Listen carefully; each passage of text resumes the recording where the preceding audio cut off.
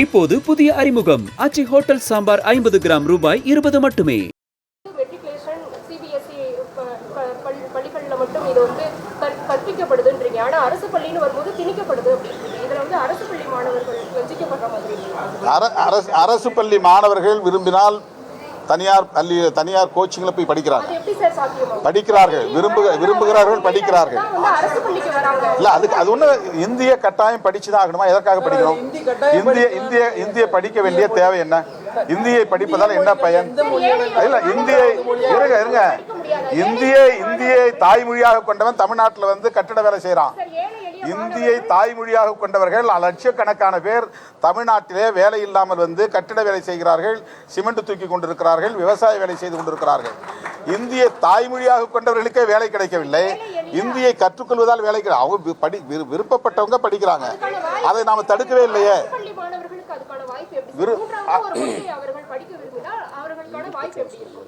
மூன்றாவதாக படிக்காதவர்கள் யாரும் விரும்பவில்லை. விரும்புகிறவர்கள் படிக்கிறார்கள், முடிந்தவர்கள் படிக்கிறார்கள். அது ஒன்றும் கட்டாயம் இல்லை. தமிழிலேயே படித்து தமிழிலேயே IAS எழுதி தமிழிலேயே ஆட்சி நிர்வாகத்தையும் செய்தவர்கள் ஏராளமானவர்கள் இருக்கிறார்கள். தமிழ் படித்தால் IAS ஆக முடியாது, IPS ஆக முடியாது என்ற நிலையெல்லாம் கிடையாது. எனவே மும்மொழி கொள்கை என்பது அவர்களின் ஒரே மொழி ஒரே தேசம் என்கிற நிலைப்பாடாக இருப்பதால் தான் அதை நாங்கள் எதிர்க்கிறோம். அதுதான் நான் நடத்துறேங்க. எங்க இடத்துல ஒருத்தர் நடத்த துவங்கி இருக்கிறாரு. இன்னும் அதுக்கு வந்து பேர் மட்டும்தான் அறிவிச்சிருக்கிறாங்க. எங்க இடங்கிறதுனால என் பேரை பயன்படுத்துறாங்க, அவ்வளவுதான். நாங்க வந்து அது ஒரு பிரைமரி ஸ்கூலுக்கான ஒரு பிரிமிசஸ் அதை கொடுக்குறோம். அது இன்னும் நாங்க ஆரம்பிக்கவே இல்லை. ஒரு அனௌன்ஸ்மெண்ட் பண்ணாங்களே தவிர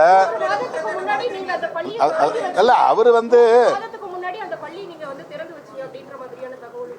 இல்ல அது எங்க இடத்துல ஏற்கனவே ஒரு நிர்வாகம், தனியார் நிர்வாகம் நடத்தினாங்க. அவங்க போயிட்டாங்க. இன்னொரு நிர்வாகம் அங்க வர போறாங்க. எங்க இடங்கிறதுனால என் பேரை பயன்படுத்துறாங்க, அவ்வளவுதான்.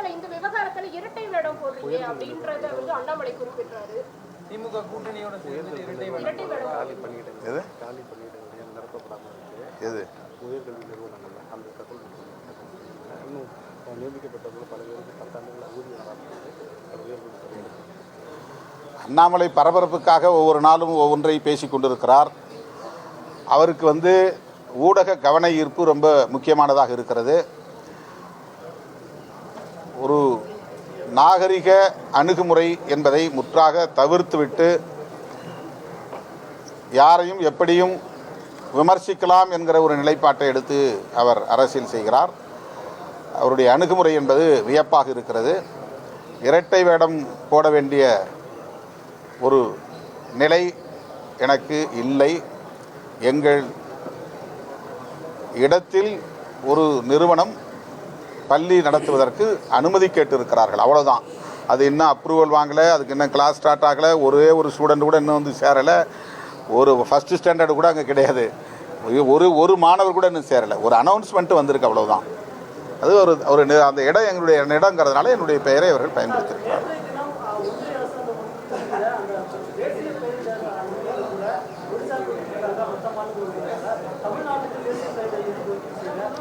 அதை பற்றியெல்லாம் அண்ணாமலைக்கு கவலை இல்லை. இந்த அரசுக்கு, தமிழ்நாட்டு மாநிலத்துக்கு இந்திய ஒன்றிய அரசு சமக்ரா சிக்ஷா அபியான் அந்த கல்வி திட்டத்திற்கு ஒதுக்க வேண்டிய நிதியை ஏன் ஒதுக்கவில்லை?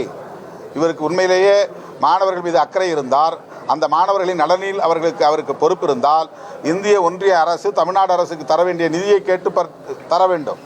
அதுக்கெல்லாம் அவர் குரல் கொடுக்கல. அதே மாதிரி தனியார் நிறுவனங்கள், இப்போ லயோலா போன்ற சிறுபான்மை சமூகத்தை சார்ந்தவர்கள் நடத்துகிற கல்வி நிறுவனம் விளிம்புநிலை மக்களுக்காக நடத்தப்படுகிற கல்வி நிறுவனங்களாக இருக்கின்றன. இதில் நிறைய SC/ST மாணவர்கள், மைனாரிட்டி சமூகங்களை சார்ந்த மாணவர்கள் வாய்ப்புகளை பெற்று படித்து வருகிறார்கள். இந்த மாதிரியான கல்வி நிறுவனங்களுக்கு முறையாக நிதி வருவதில்லை.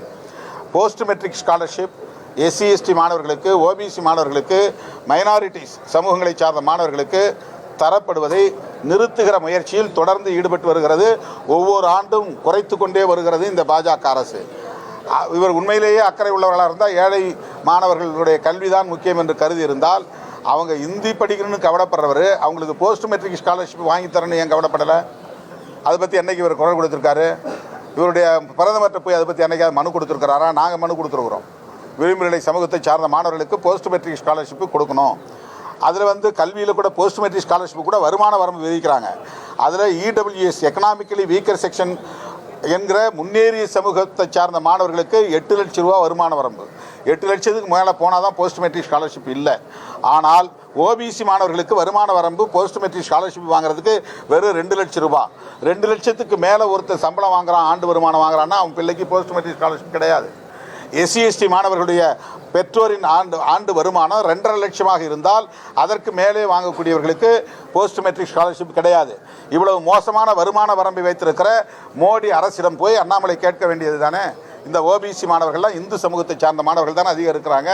எஸ்சி எஸ்டியில் இந்து சமூகத்தை சார்ந்த மாணவர்கள் தானே இருக்கிறாங்க. அவங்களுடைய வருமான வரம்பை ஓபிசி மாதிரி 8 லட்சத்துக்கு உயர்த்தினால் என்ன? அவங்களாம் ஏழை மாணவர்கள் தானே. அவங்களுக்கு போஸ்ட் மெட்ரிக் ஸ்காலர்ஷிப் கொடுக்கக்கூடாது என்பதற்காக சூழ்ச்சி செய்யக்கூடிய இந்த பாஜக பாசிச அரசு போஸ்ட் மெட்ரிக் ஸ்காலர்ஷிப் தருவதற்கு இவ்வளவு பெரிய டிஸ்கிரிமினேஷன் பாகுபாடு வச்சிருக்கு. முன்னேறிய சமூகத்தில் பிறந்த மாணவர்களுக்கு வருமான வரம்பு 8 லட்சம். ஆனால் ஏழை எளிய எஸ்சி எஸ்டி ஓபிசி மாணவர்களுக்கு வருமான வரம்பு 2 லட்சம் 2.5 லட்சம். இந்த பாகுபாட்டை களைவதற்கு இந்த பாஜக என்ன செய்திருக்கிறது? இந்த அண்ணாமலை போன்றவர்கள் என்ன குரல் கொடுத்திருக்கிறார்கள்?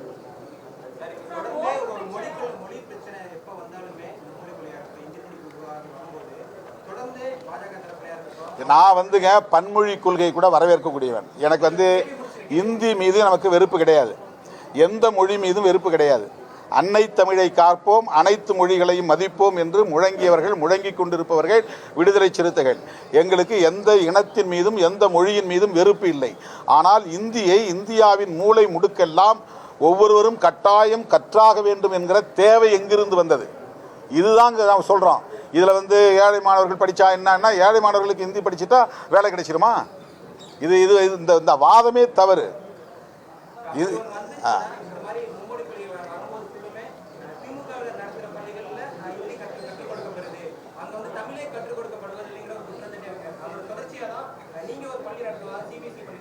எங்க அரசு பள்ளிகளில் தான் வந்து பண்ணக்கூடாதுன்ற அரசாங்கம் வந்து தனியார் பள்ளிகளை விட அரசாங்க பள்ளிகள் தானே அதிகம். அரசு பள்ளிகளில் வந்து ஒரு கொள்கையை நீ நிலைநாட்டுவதுங்கிறது பர்பச்சுவேட் ஆயிரும்ல, அது வந்து நிரந்தரம் ஆயிரும்ல. தனியார் பள்ளிகளை என்னைக்கு வேணாலும் அரசு பள்ளிகளை மாற்றிட முடியும், அது பிரச்சனை கிடையாது. அரசு பள்ளிகளில் ஏன் இந்த கொள்கையை நீ திணிக்கிறீங்க? இந்தியா முழுக்க ஒரே கொள்கையை ஏன் திணிக்கிறீங்க?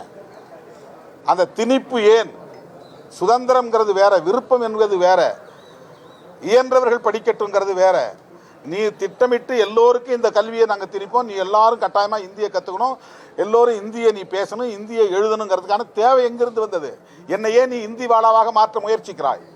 என்னுடைய எதிர்கால வாரிசுகளை எல்லாம் இந்தி பேசக்கூடிய மக்களாக மாற்றுவதற்கான நோக்கம் என்ன உனக்கு?